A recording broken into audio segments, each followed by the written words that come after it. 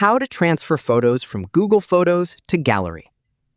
Hey guys, in today's video, I'm going to show you how you can download photos and videos from Google Photos to your phone's gallery or camera roll.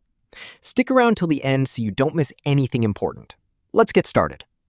First, open the Google Photos app on your phone.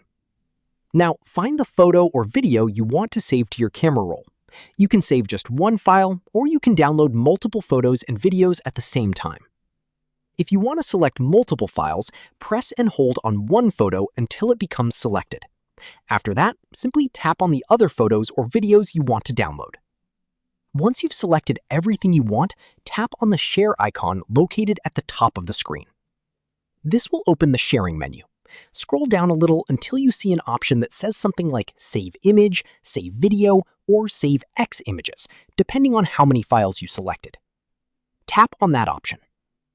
Google Photos will now download those files directly onto your phone's gallery or camera roll. After a few seconds, you'll be able to open your normal Photos or Gallery app and see the files there.